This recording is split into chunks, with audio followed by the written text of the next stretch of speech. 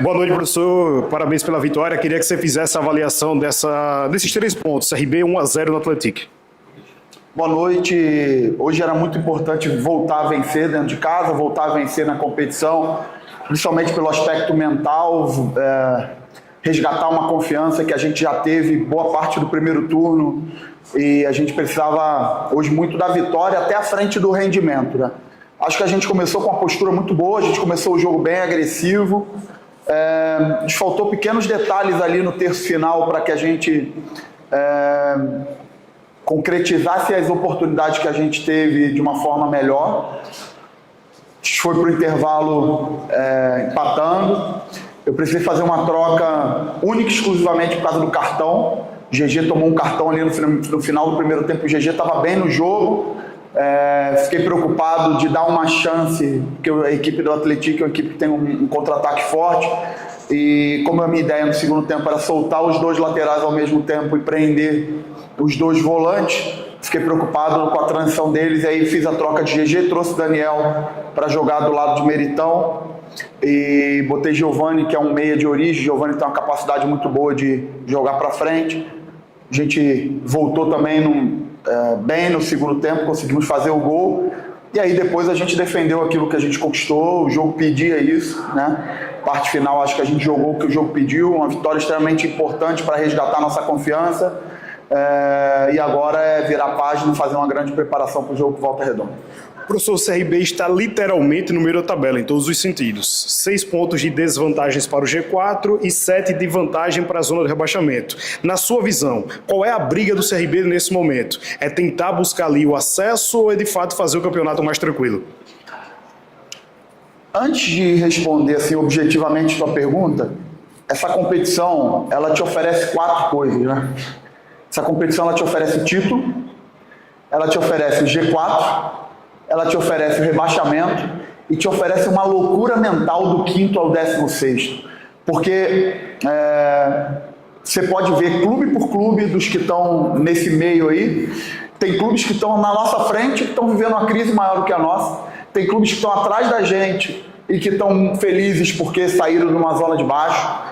Então, a gente precisa, quando a gente fala do jogo a jogo, é porque quando você ganha 2, 3 jogos, você eleva a expectativa, já começa a falar em acesso, e quando você oscila em algum momento, começa a falar, não, acabou, não tem chance de acesso.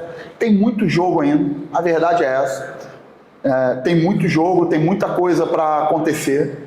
A gente precisa, obviamente, fazer um segundo turno com menos oscilação do que a gente fez no primeiro, principalmente relacionado a resultado. Também quero fazer um agradecimento hoje ao torcedor, porque a gente viveu todo mundo uma frustração no jogo contra o Cruzeiro, principalmente pelo que a gente produziu, o comportamento que a gente teve, a postura que a gente teve. Todo mundo saiu com aquele sentimento que dava, né? A gente não foi eliminado da Copa do Brasil com um sentimento assim, pô, os caras nos atropelaram, foram muito melhores. Não, a gente competiu de igual para igual, a gente empatou com eles no Mineirão, a gente teve nossas oportunidades aqui, e no final do jogo contra o Cruzeiro eu falei para eles que aquele jogo, ele, apesar de ser uma eliminação, ele mostrava pra gente o nosso potencial, aquilo que a gente poderia fazer ainda no restante do nosso ano. Então acho que hoje os jogadores deram uma resposta muito boa. Acho que o comportamento, a postura da gente no jogo foi muito boa. Mais um jogo que a gente não sofre gol dentro de casa. Isso tem sido um ponto forte da gente. Temos ainda um monte de coisa assim, para melhorar, para crescer. Mas assim, eu tenho muita confiança que se a gente se dedicar, se a gente se preparar jogo a jogo, a gente vai crescer ainda bastante na competição, e faltam muitos jogos. Boa noite, Barroca, parabéns pela sua vitória. Você abriu sua coletiva falando o seguinte, que o time mais uma vez no primeiro tempo teve um bom volume de jogo, mas por alguns detalhes não teve um maior número de finalizações no alvo. E esse às vezes está sendo o calcanhar de Aquiles desse ataque do CRB, é acertar o alvo. Hoje a gente já viu um time que tentou algo diferente no passe de filtração com o Danielzinho, na individualidade dele. O que fazer para ter mais esse passe de filtração, mais essa finalização de perto, para tentar o time do CRB ter mais gols durante suas partidas? Se você perceber bem, no jogo de hoje, na minha opinião, eu acho que a gente chutou bastante fora da área. GG chutou, Meritão acho que chutou 2 vezes. A equipe do Atlético, na hora que a gente empurrava eles para trás, eles se defendiam bem, eles não davam muito espaço atrás da última linha.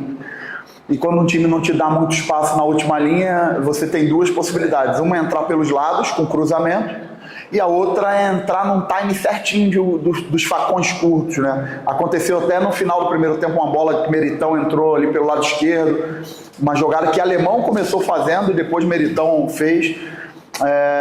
Jogadas combinadas por dentro para encontrar. A gente teve muito sucesso nos escanteios curtos no primeiro tempo. A gente entrou várias vezes com a bola dominada e faltou a gente terminar a jogada um pouquinho melhor.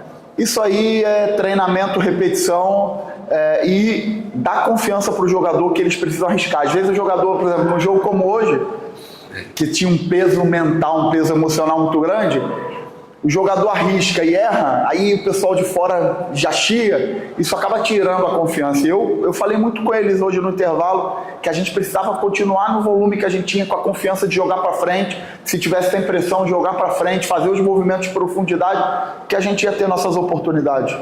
E claramente, na hora que a gente fez o gol, acabam aparecendo espaços que se a gente não tivesse feito o gol, não apareceria, né?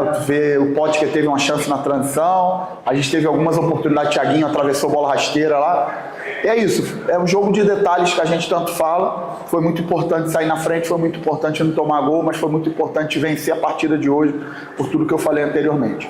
Barroca, parabéns pela vitória. O CRB retoma, né, aí a Série B, já inclusive ficando ali na primeira parte, né, na 10ª colocação. Essa conversa que você teve, inclusive, porque isso é a função do treinador, porque de novo tem os números positivos no primeiro tempo. O CRB teve tudo, que foi de escanteio, de chute fora da área. Você já sai pensando o que você faz no segundo tempo, porque toda a equipe não conseguiu finalizar. Essa conversa, e principalmente aquele assunto, o que cabe na Série B também, o jogo de resultado, o torcedor sai satisfeito pela pontuação, pelos 3 pontos que fez a tua equipe, é assim?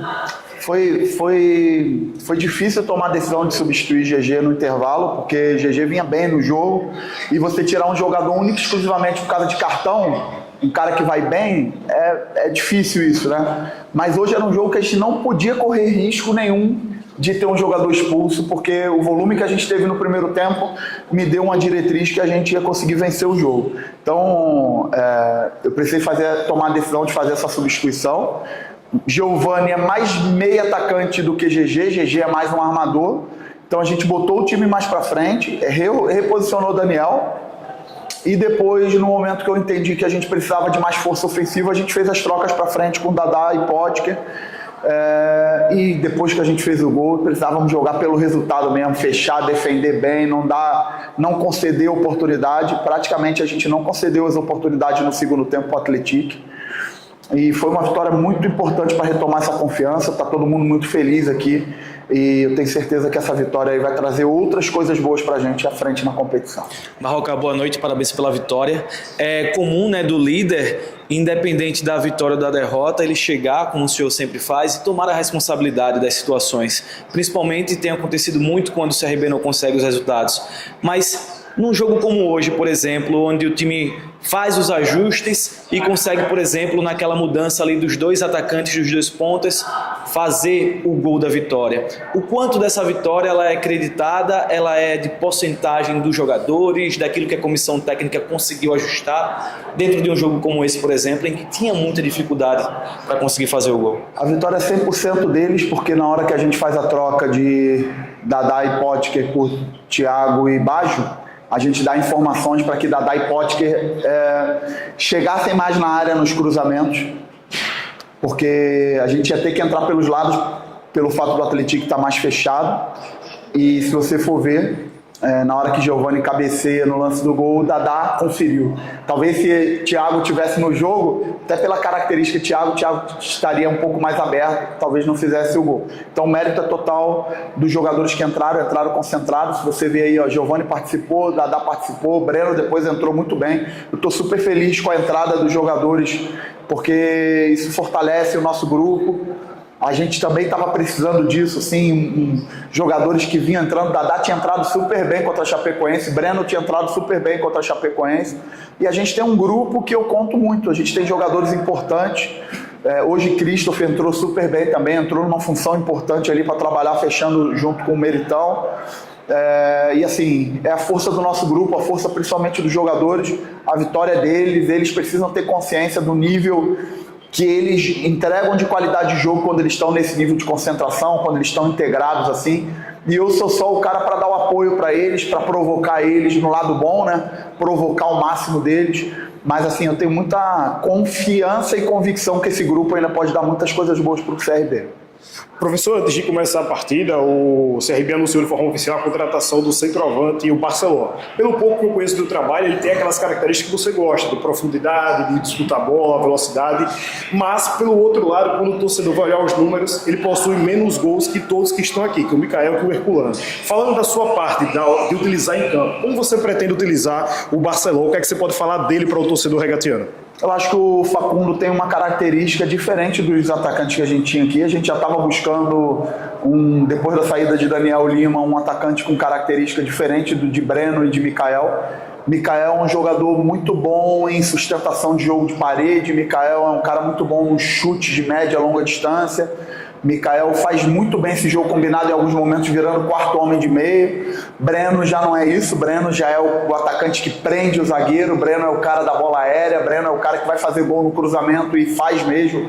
Bola entrar lá, Breno chega o tempo todo segurando a bola e finalizando. E o Facundo, eu acho que ele dá uma característica que nem Breno nem Mikael tem, de ataque à profundidade, de perna rápida para pressionar. Eu acho que enriquece um pouco esse nosso cardápio para frente.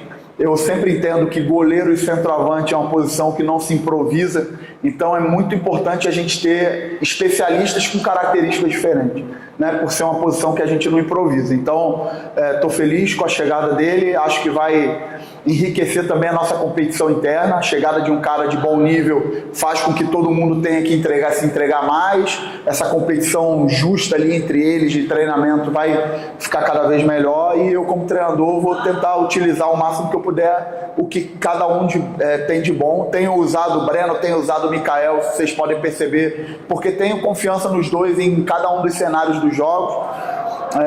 E agora a gente tem mais um jogador que pode oferecer outras características para a gente. Barroca, você falou sobre a dificuldade de tirar o GG de uma partida que ele estava bem, mas ele estava amarelado, e quando ele toma amarelo, o nosso Iverson Fernandes na transmissão já lembra que ele está fora contra a equipe do Volta Redonda porque tinha a questão do pendurar. A sua decisão também do Giovani já é para ter uma avaliação dele com 45 minutos planejando esse jogo contra o Volta Redonda, ou você já tem essa plena confiança no Giovani para manter seu modelo de jogo com dois meio-campistas? Não, eu não pensei nada no jogo do Volta Redonda sobre a substituição. Eu pensei única e exclusivamente no nosso jogo de hoje. Foi difícil, como eu falei, tirar o GG, porque o GG vinha bem e, você tirar o cara só por causa do cartão, mas conversei com a comissão técnica, a gente tomou uma decisão junto ali. A gente não podia correr risco, porque se acontecesse, pode acontecer no jogo um cartão amarelo, ia realmente comprometer o nosso jogo. E eu tinha convicção, pelo que a gente produziu no primeiro tempo, que a gente ia fazer um gol. Então, a entrada de Giovani foi por isso. Eu trouxe o Daniel para fazer a função de GG e botei o Giovani pelas competências que Giovani tem. Eu não preciso conhecer Giovani, porque conheço bem Giovani de outros clubes. Giovani trabalhou comigo no Coritiba, Giovani trabalhou comigo no Avaí, Giovani trabalhou comigo, menino, no Corinthians. Então, eu conheço o Giovani muito bem, sei do potencial de Giovani. E agora a gente vai estudar o Volta Redonda, ver quais são as melhores opções para iniciar e para entrar lá no decorrer do jogo. Sei que é um jogo difícil. O jogo aqui foi muito difícil, se a gente lembrar, a gente ganhou o jogo, mas foi um jogo dificílimo. A equipe do Volta Redonda, se a gente pegar os números da competição, é uma equipe que tem números expressivos, positivos em tudo que envolve a parte ofensiva do jogo. Conheço bem o trabalho do Rogério, a gente vai ter que se preparar bem para fazer um grande jogo. Barroca, ainda com relação à janela de transferência, né? Teve aí o Luiz Fernando, foi anunciado, e hoje o Facundo.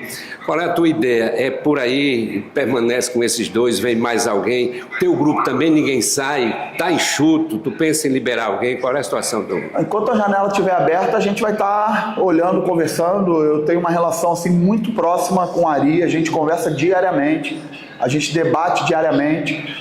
Puxei o Maicon, lateral esquerdo, sub-20 em definitivo profissional. O Michael é um jogador com potencial muito grande, tem treinado muito bem aqui. Até liberei ele para jogar no Sub-20 e tenho conversado com o Otávio que sempre para ele vai ser muito importante jogar lá no Sub-20 e treinar aqui no profissional. A gente tem quase um time todo de jovem. Se você pegar, a gente tem o Pureza, a gente tem o Wallace, a gente tem Darlison, a gente tem Baranha, a gente tem Rodriguinho, a gente tem uma série de jogadores, o Michael na lateral esquerda, a gente tem uma série de jogadores jovens que estão se desenvolvendo nesse trabalho aqui, competindo com jogadores mais experientes. E eu acho que uma das minhas funções como treinador é desenvolver esses jovens jogadores. A gente tem uma base sólida aqui. Nosso time, desde que eu cheguei aqui, é um time, se vocês forem pegar, desde a minha chegada, a gente tem uma matriz muito clara, a gente muda pouco o nosso núcleo duro de time. E os jogadores que têm entrado, né, eles precisam fazer mais vezes o que aconteceu hoje. Então, por isso que eu estou muito feliz, porque eu acho que a gente vai ficar muito forte, desenvolvendo os jovens, confiando nos jovens, aproveitando esses jogadores. Eu esqueci do Caliel também, que é um jogador que nos últimos jogos não tem entrado, mas é um jogador que treina pra caramba, não se larga, tá ali o tempo todo, eu estou exigindo dele, é um jogador que é importante, daqui a pouco vai voltar a ter espaço, tem minha confiança.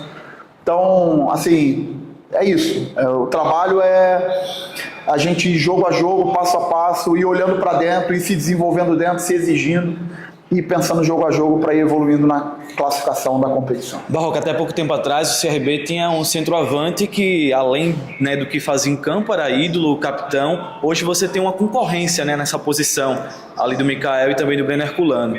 Como é que você tem visto essa concorrência, se ela de fato vai alternar bastante a depender de cada jogo, e se isso de alguma maneira acaba, talvez entre aspas, prejudicando o entrosamento da equipe nesse setor ofensivo, naquilo que você precisa, questão de efetividade, etc.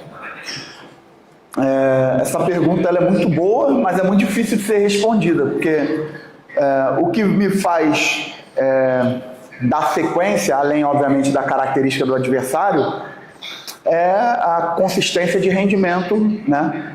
Parte física, a entrega dos jogadores com e sem bola. Então, assim, acho que Breno e Mikael, eu não sei exatamente, eu posso estar falando aqui 100% do embasamento, mas acho que eles têm assim, uma quantidade equilibrada de participações iniciando e entrando.